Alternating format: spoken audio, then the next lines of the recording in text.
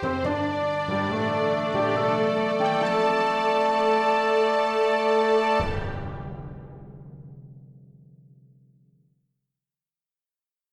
Story Seekers. I'm Nico.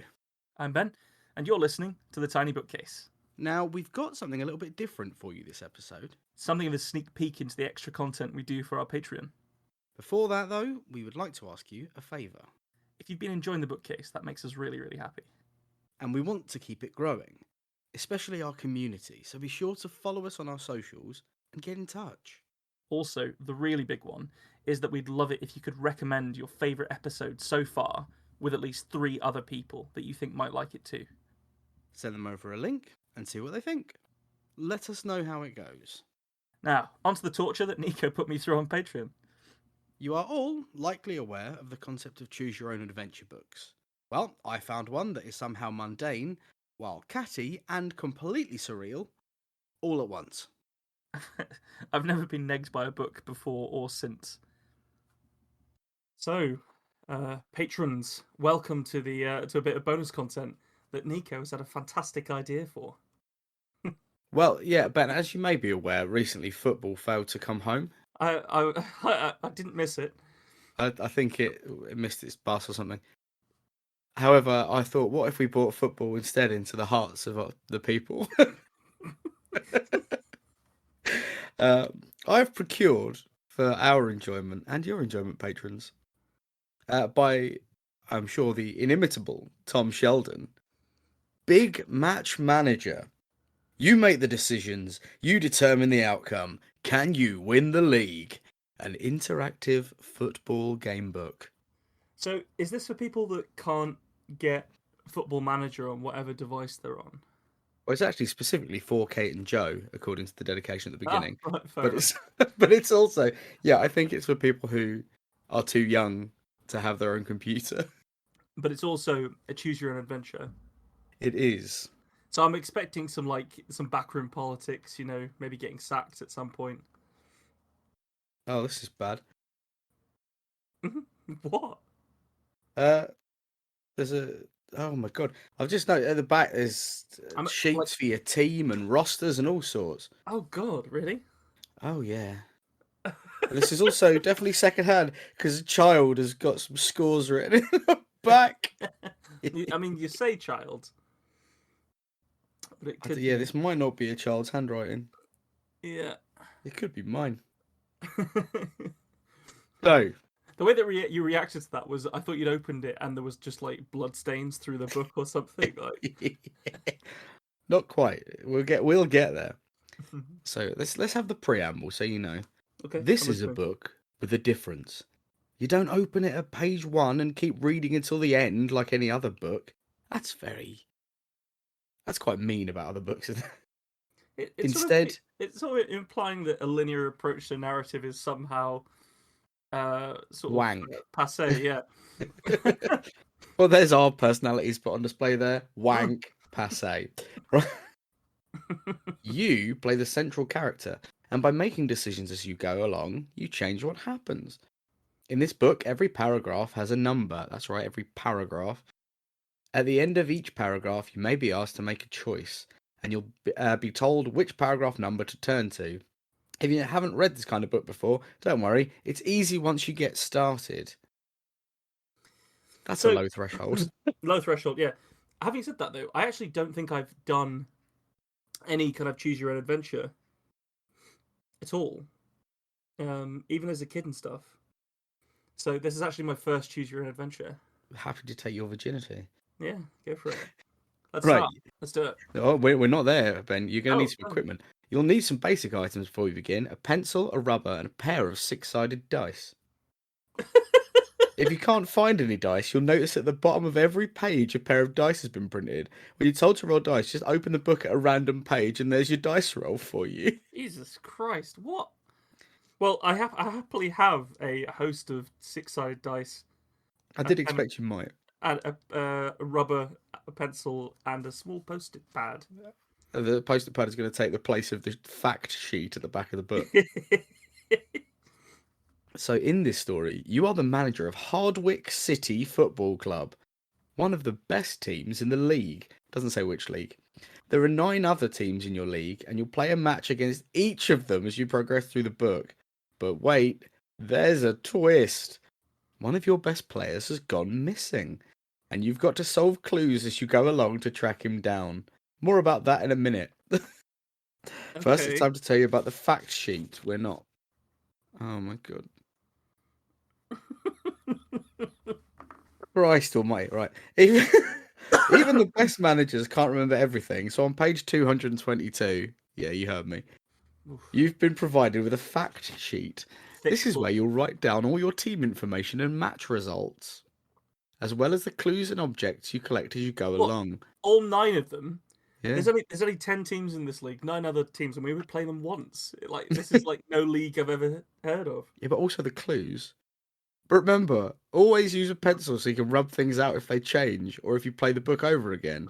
Remember, you can be the big match manager as many times as you like, unlike those shitty linear books that you have to burn at the end.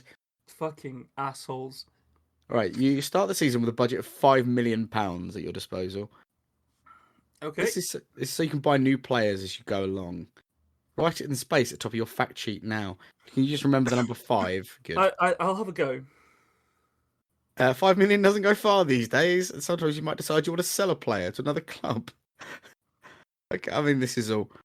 Oh, Jesus. So we can sell players to generate revenue and stuff. Yes. Okay. So after that come your team's morale and fitness.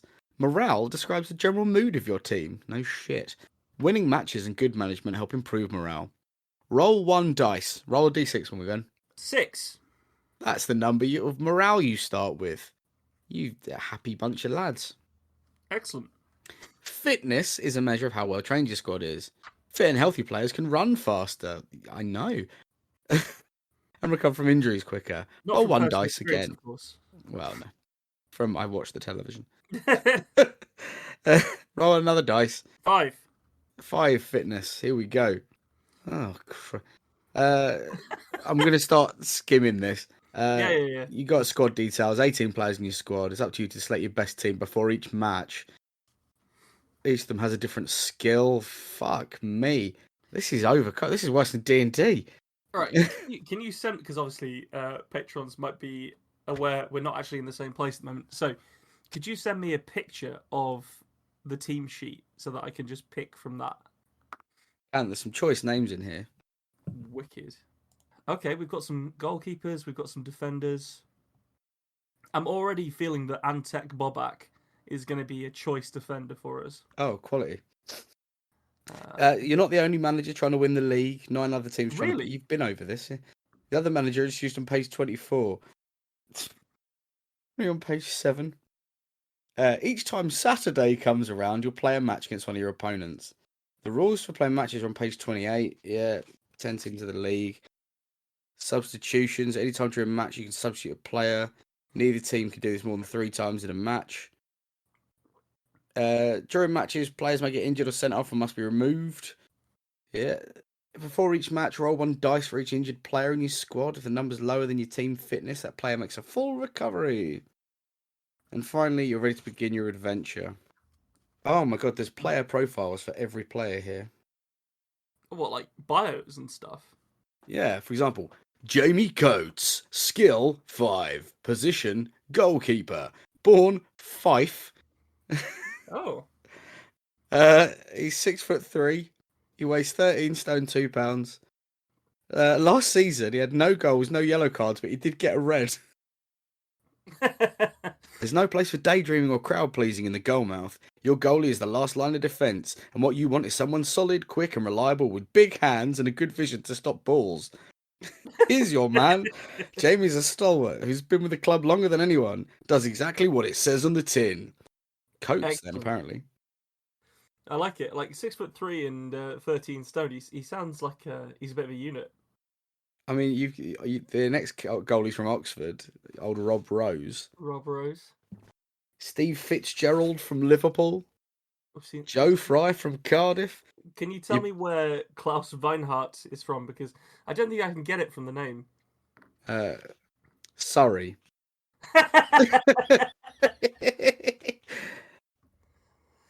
Klaus, the general. Hang on. Plus, the General Weinhardt is from Stuttgart. What? They call him the General. Oh Yeah, it's wow. Klaus the General Well, I guess Weinhardt. he's a 6 skill midfielder. But I've just seen the name Salvatore Deuce, which Will Frog goes by the nickname. Will Frost goes by the nickname Frog, by the way. right. Let's play. Let's get to some story. I'm trying. It never ends. Salvatore the Duke Deuce. He's from Florence, mate. From Firenze. Firenze. And Danny Knox is from London. Oh god, the sketch of you, the character you're playing, looks like Simon Pegg. Oh. Your club chairman is Victor Sinkowski, by the way. He sounds rather sinister. Right, we're gonna come back to rules of match play if we ever get to a match in this fucking book. Yeah, let's do it. If there's a record for gum chewing or nail biting, you broke it today. Standing with your coaching staff in the donut in the dugout. I thought you were going to say dojo. I was like, Jesus, this took a turn. You hold your breath and wince as a shot whizzes just wide of the post and sails into the crowd. You can't remember the last time a game was as tense as this. Leslie had put you in the lead in the 34th minute with a pinpoint header off a corner, but some enthusiastic defending from Fry in the box had given Bourfield Albion a penalty just after the break. Their striker had coolly dispatched it to the noisy delight of the home fans, and it's still 1-1 in the 85th minute. You can feel the tension in the visitors' stand behind you. 3,000 of your loyal fans willing Hardwick City on. Bourfield are in possession in their own half. A neat passing movement beats Hurley in the central midfield, and then a lofted ball finds their man on the right flank. Come on, close him down, you say to yourself through gritted teeth. So probably not like that. Come on, close him down. But Bourfield are moving well, and your defence is beaten as the ball falls to the striker who takes it to the heart volley. The ball starts to dip and is flying towards the top left corner of your goal. But Coates jumps high and takes a lightning save. The home fans let out a groan. The referee's looking at his watch. Surely that's got to be the last chance. Just blow the whistle, you think, as Quotes throws the ball out to Neville, who takes it on the run. A short pass to Duval on the left wing, who flicks it over the heads of the midfield right into the path of your top striker, Danny Knox. Bourfield overstretched themselves in that last attack, and they're wide open at the back as Knox surges forward. Just one defender to beat. Your fans are up on their feet, and there's a deathly hush in the dugout as Knox reaches the 18-yard line. He makes the go left, but then dummies and hops neatly over the outstretched boot of a defender before unleashing a ferocious right-footed shot straight through the keeper's legs and into the back of the net. That was the last of the pre-season qualifiers, and had seen Hardwick City FC through to the Premier Mini League. Oh, God. I need a second for that. Premier Mini League. 4 years in the job here at the club, and you never get bored of the rush of winning. Back home, you went over the 2-1 victory in your mind as the triumphant songs of the fans echoed in your ears. He wears red socks. He's a danger in the box. Danny Knox. Danny Knox. Knox had been mobbed by the other players after his spectacular goal, and everyone had gone home tired and happy. With Danny hitting the top of his form and the squad working well as a unit, you reckon the team could be in with a real chance of taking the title this season. That's the mini Premier League title. The mini Premier League title that you've got to qualify for. Then the phone rings, bringing the news which will change your life forever. Oh, good evening. This is Detective Chief Inspector Hickson.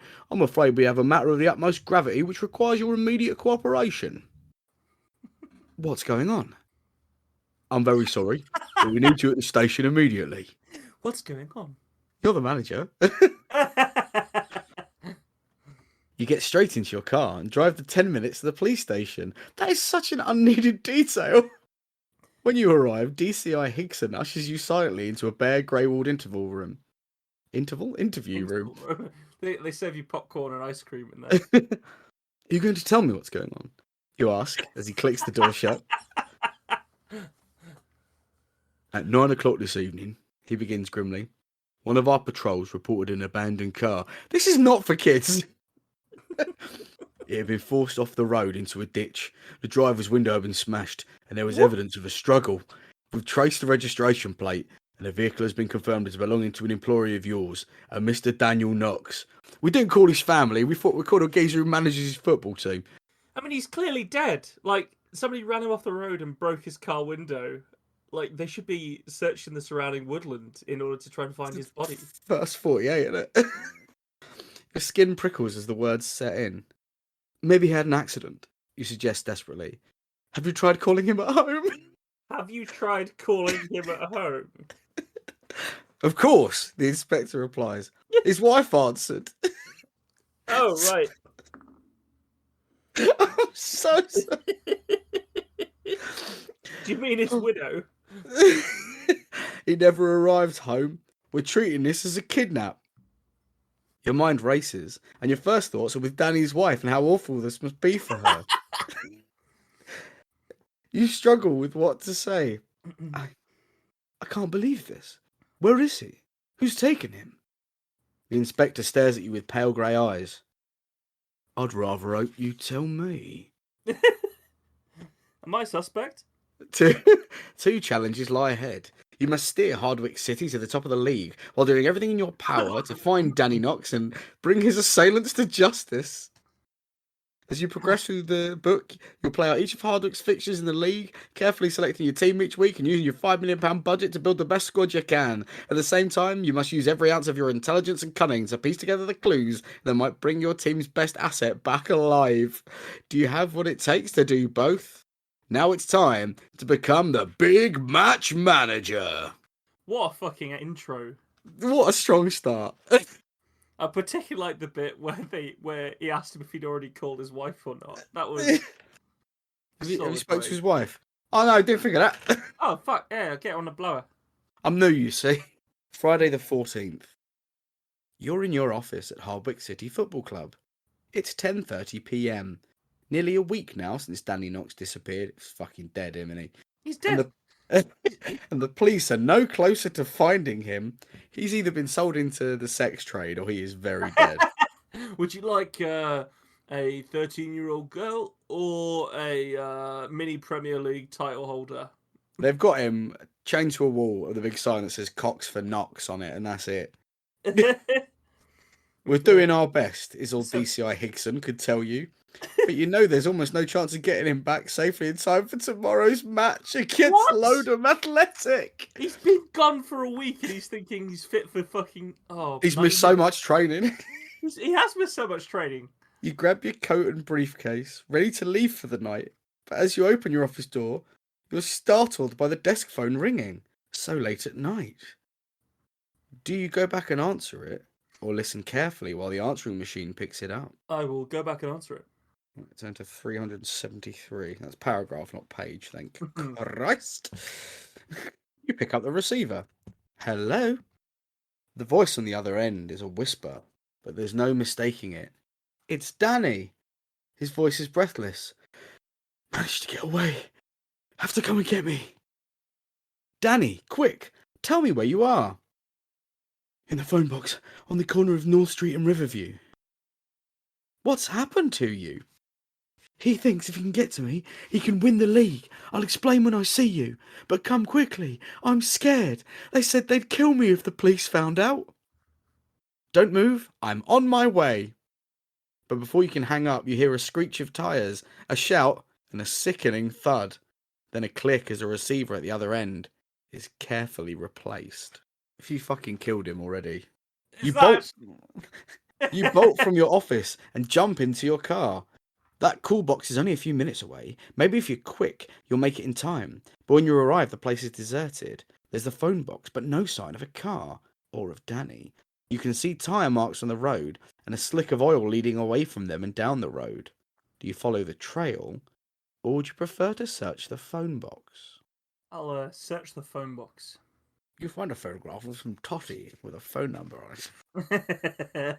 I will call the number. You open the door on the phone box. Everything seems normal, but suddenly you spot something small and squarish near your foot. Do you want to pick it up, or would you prefer to get back in your car and follow the trail of oil? Pick it up. How are you enjoying a roleplay scenario where you have absolutely zero fucking agency? Minimal. It has to be said. The storytelling is pretty wild. So for those of you who don't know, on the Patreon, we do tabletop roleplay regularly, and Ben and I quite like building expansive stories with lots of twists and turns. I can imagine this is fucking torture for him, and I'm loving it. You pick up the object. It's a black wallet, and the leather feels warm in your hand. Oh, Oh. It's not Danny's.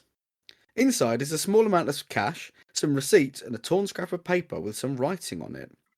Room 2, the number 13. It appears to be ripped in half from this crude illustration. okay. You slip the paper into your pocket. Copy down what it says carefully on your fact sheet. I've got it. Climbing back into your car, you start the engine and set off home. You lost the opportunity to chase down the captors. Yeah, I was wondering why that had gone. Well, it Considering vanished because he's dead now. Again. it wasn't like the oil slick would have disappeared, would it? It's evaporated. Like all it would have taken was it like the sun is going down. Do you choose to follow him or? I mean, it did say it was 10:30 p.m. in your office at the beginning. Well, I guess To yeah. give it credit, it's In 11 which case, o'clock at night. You're a weird man in a phone box. Turning the night's events over in your mind, you can hardly sleep. You want to go to the police, but you'd never forgive yourself if Danny came to any harm. He thinks he can win the league, Danny had said. So it's one of the other managers who's at the centre of this. They're all listed on page 24, and at the moment, every one of them is in your list of suspects. But which of them has come up with this evil scheme? You sleep fitfully and wake early on Saturday morning. Turn to 1:31. Saturday the 15th. It's the day of the big match against Lodham Athletic. You drive straight to your home ground to make final decisions on your team and prepare a pre-match talk. Better not tell them about last night. They're shaken up enough by Danny's disappearance. It's time to select your 11 players for the match. Remember, you must pick at least 2 defenders, 2 midfielders, and 2 attackers. Write down that means you don't have to pick a goalkeeper. That's weird. Write down the ones you pick on your match sheet. Right, so I think we'll have Jamie Coates, Carlos de Cavallo in. We'll have him in centre back, and then we'll have Ricky Neville on the right, Antec Boback centre back, and Steve Fitzgerald on the left. So everyone apart from Joe Fry. In the middle, we'll have the general, Klaus Weinhardt, probably in like a cam centre mid kind of position. Feeling Will Frost, The Frog, hell the yeah. Frog, and we'll have Anthony Bostock as well. And then up front, how many is that? Am I on? I had 4 at the back, 3 in the middle, 7 plus the goalkeeper is 8. This leaves me with 3 attackers, isn't it? So we'll go with Toby Wood in the middle and Salvatore Deuce on the left, and The Duke. the Duke, and Ben Parker on the right. Oh, it's going to be sad when he dies and creates Spider-Man, isn't it? Right. So this is against Lodham Athletic Football Club, who have an overall skill of 66. So Lodham sometimes let themselves down by sloppy passing, but this is balanced out by sheer pace and goal-scoring ability. Unbeaten in 5 matches, their morale is high, and club manager Bill Drebble reckons they're in with a real chance this season. As opposed to the other managers who think they're fucked. Yeah. It's 2:30 p.m. in the dressing room, and the roar of your home fans is deafening. The noise seems to have lifted the spirits of your team, and remains only for you to send them out with a common purpose. All I'm concerned about is making a good showing of ourselves and trying to get a result, you start telling your eager players. This one's going to be hard. It'll be an uphill grind, but we have to make sure we're solid and brave, while we're also going to need spirit, heart, and guts. Do you tell them to play a passing game, try to contain the opposition and keep possession, keep the defence tight, try to keep a clean sheet and not leave ourselves open at the back, or focus on the back of their net, apply pressure on their back 4, but most of all go out there and have a good time? That sounds like high press, so we'll do that third one. Right, here we fucking go. For this match only, you may add 1 to the skill of each of your attackers. Ooh. Now, turn to 237 to play your first match. Match the day theme starts playing. Oh, there's a television here with a little quote next to it. They see football is all about scoring goals, and that's never been truer than this exciting fixture between two informed teams. Let's get over to Hardwick's home ground, where they're about to kick off. Here's a reminder, we didn't look at this, of how to calculate your match factor. First, work out your team's overall skill by adding up the skills of your chosen players. Okay. Don't forget your +1 on your attackers. Okay. Well, good job that I took 3 of them, I guess. So you're right on 58 for you and 66 for Lodum. Keep a note of your morale and fitness. And it says remember to add 3 because you're playing at your home ground and there's your match factor. Is that to my match factor? Yeah, I guess so. Okay, so that puts us up to 62 against 66. But how can there be home games if we only get 1 fixture? I don't know. You're ready to play. Refer to the rules on page 28 and play out the first half of the match. Right, here we go. Fucking rules of match play. This is wild. Right. For those still with us, this is basically just like a football simulator, isn't it? This is wild. Okay, here we go. Start rolling dice. Okay. So roll 2 dice. Double sixes, 12. 12. You score! Jesus. Goal. Right, we're still in the first 15. Roll 2 dice. Okay. 9, 6 and 3. Special. Right, roll 2d6. 8, 6 and 2. Corner to you. Roll a dice. 1. Just play carries on. So Okay. this bit's all right, isn't it? It's fairly streamlined. It's good. 2d6 again. Was that the first 30? Is it 15 minutes? No. We're still in the first 15. Oh, Jesus. Right, okay. 5. 4 and 1. That's another special event. So 2d6. 7, 4 and 3. Right. Now we're in to the second 15. Okay. So 2d6. 8, 5 and 3. Okay, nothing happens. We're into the next lot of 15 minutes. Okay. 2d6. 7, 5 and 2. Okay, we hit half time. So did most of those just not mean anything? So 6, 7, and 8 are time +1. But most of it did nothing, yeah. Crikey. Right. So half time we go to 278. As Hardwick City leads 1-0. Are you winning? Yeah. Cool, then we go to 448. Make any team substitutions you like. Remember, you can never do more than 3 in a match. Now get out there and play the second half. That's really fucking helpful. Thank you. I'm glad that you made me flip multiple times through this book for that. Any subs? I don't think so. They've been playing well. Their fitness is high. Morale's high. And that takes us into the second half. So, would you like to roll 2d6 for me? 4. 3 and 1. Is it important what the dice faces are? No, just the total. I'll just give you the I'm total. afraid they've scored an equaliser. Oh, no. You fucked that, didn't you? I really feel like it was my mistake. You went, oh, guys, look at this, and shook your keys, and I went, I threw some Skittles at my goalie right before he shot kicks. He's a sugar fiend. Jamie Coates. Oh, old Coatesy. Yeah. Can you roll 2d6 for me? The Don, Jamie Coates. Yeah. 5. Oh, it's a special event, so another 2d6. 6.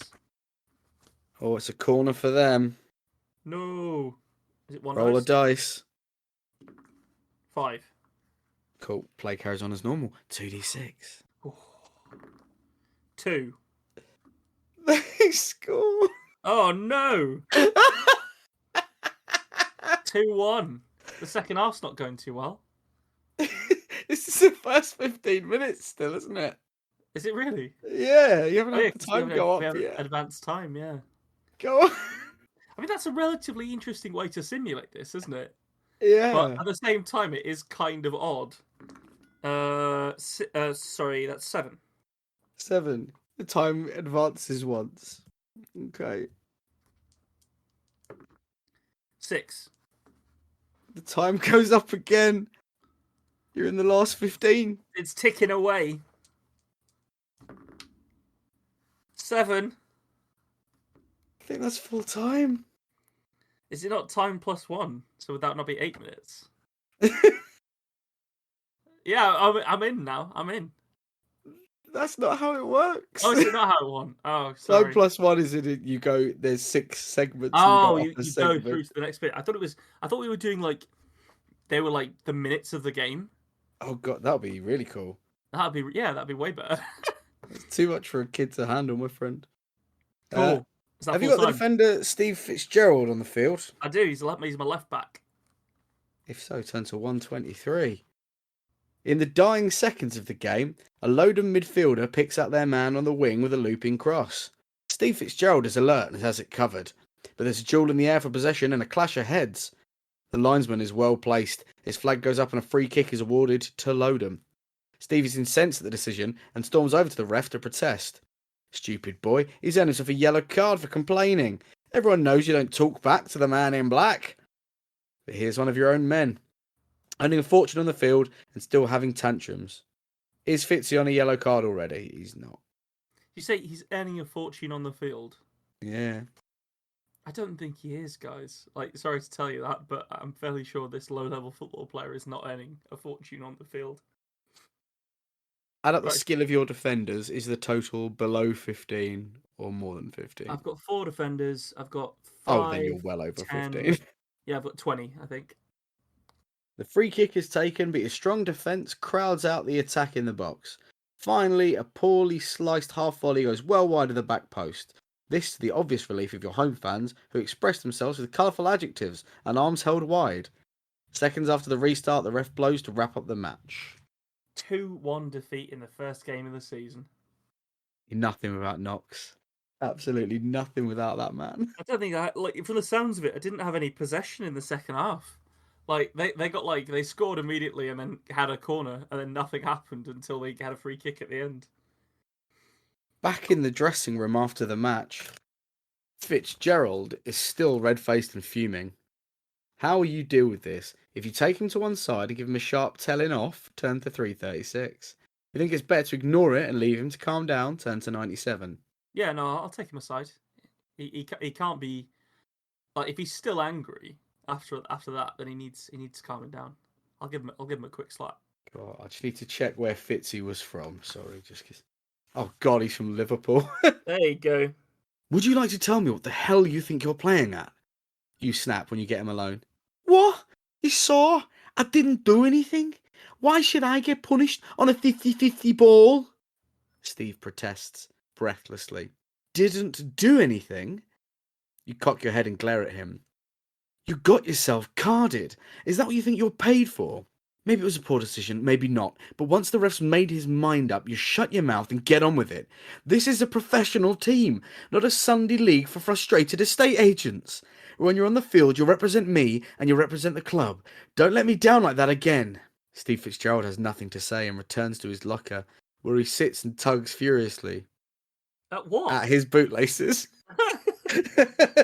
He's angry now, but you were right and he knows it. He was stupid to act all macho like that and needs to learn a little humility. Leave him be now. Later he'll apologise for his behaviour. Hey, good management. It says that. Now turn to page 129. Oh, This is unreal. I'm actually enjoying this. Your Yeah, first it's match is great. over. I think now it's ticking. It's good, isn't it? Like, Yeah.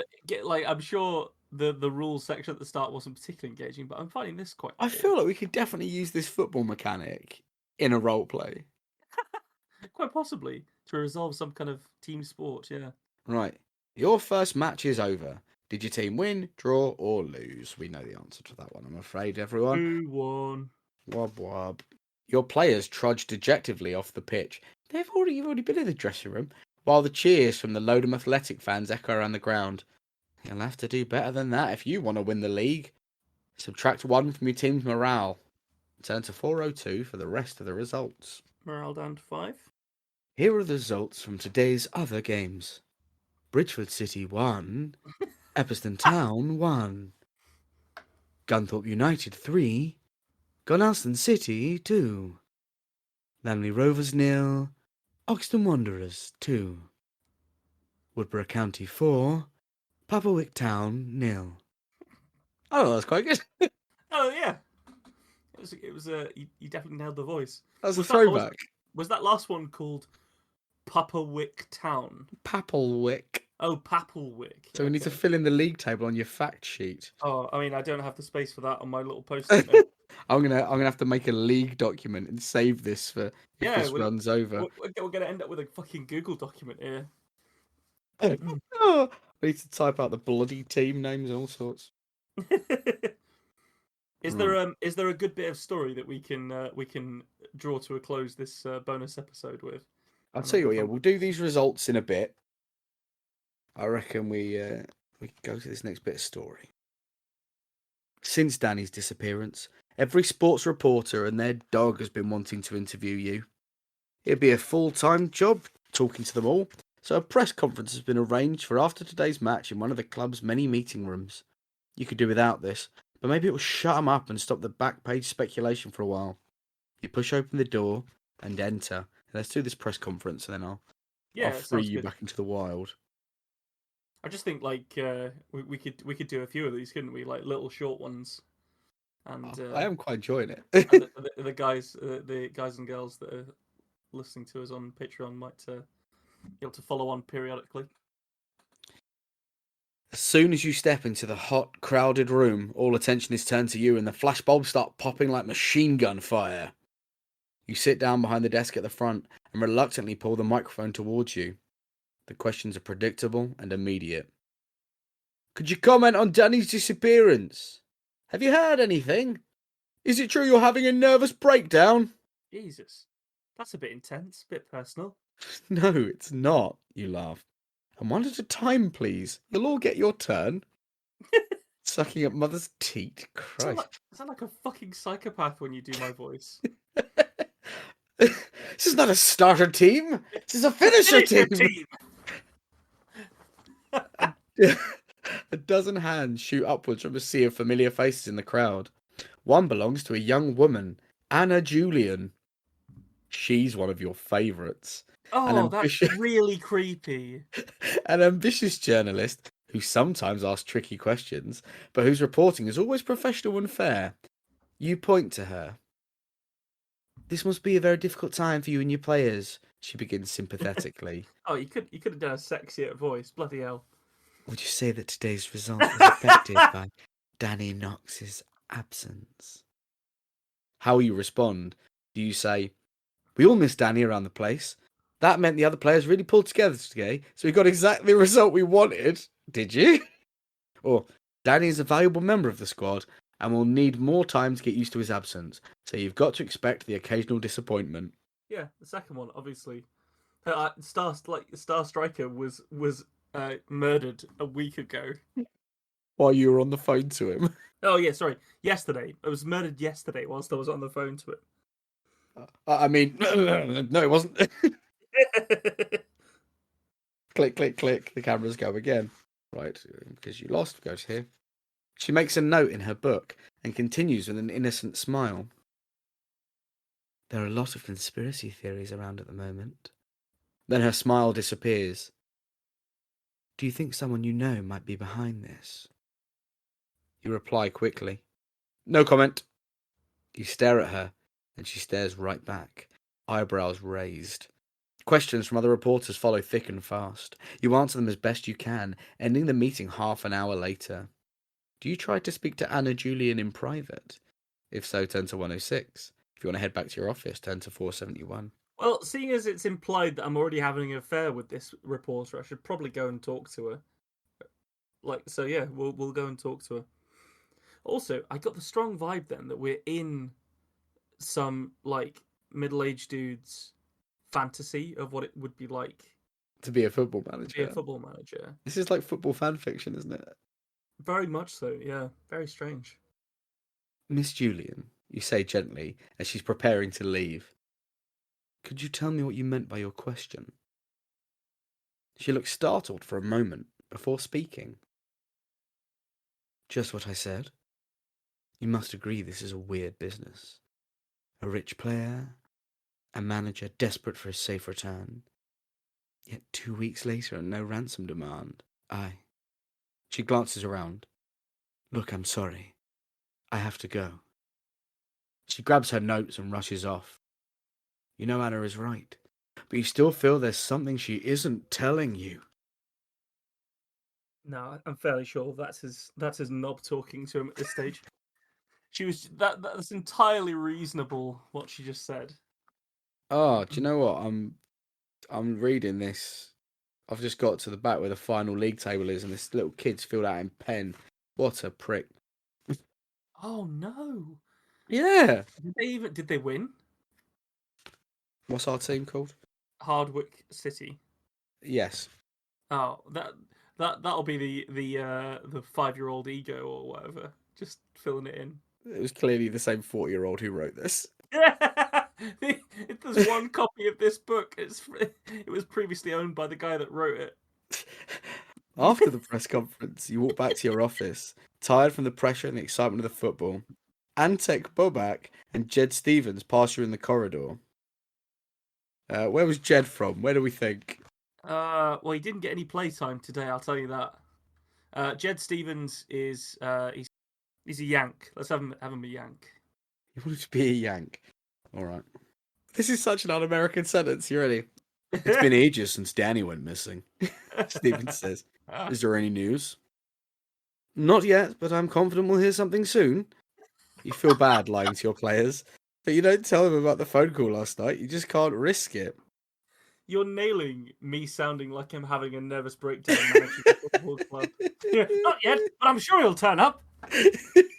Right, must be off. Must be off. Where's my briefcase? Your briefcase is empty, manager. Oh, well, yeah. But goodbye. In your office, there's a message waiting for you on your answer phone. You press play, and the braying voice of your club chairman addresses you. Oh, Victor here! It's Saturday morning! Come and see me after the match, please. Why would you start an answer phone message by saying, it's Saturday morning? I'm going to do it every time I am forced to leave you a voicemail for any reason. Nico here! It's Wednesday afternoon! Let's call it there before you go for your meeting with the manager, because that's something of a cliffhanger, isn't it? It's something of a cliffhanger. Amazing. Well, we hope you liked that, if you're listening along, and there will be more. Will Hardwick win the league? Will Danny Knox be found safe and sound? Will we continue banging that hot journalist? Find out in the next episode of Big Match Manager! Thanks for joining us for this episode of The Tiny Bookcase. Remember to subscribe, otherwise you're going to miss out on the future fun. Also, tell a friend. If you like this episode, link them to it. We'd be tremendously grateful. You can follow us on Twitter at BookcaseTiny, Facebook at The Tiny Bookcase, and Instagram at BookcaseTiny for updates. Speaking of supporting the podcast, well, magic can only take one so far. The Tiny Bookcase is supported by the generosity of its patrons. Those kind souls have really kept my belly full the last year. Let's cast a spell for them, shall we? For magnificent beardery, let's cast the Chinicus folliculale spell on Gary Laird. For rich ginger tones on the scalp, let us cast the Orangi Hedondo spell for Scott Byrne. And for general fabulousness, why not the Ooh La La How's Your Mother spell on Matthew McLaren?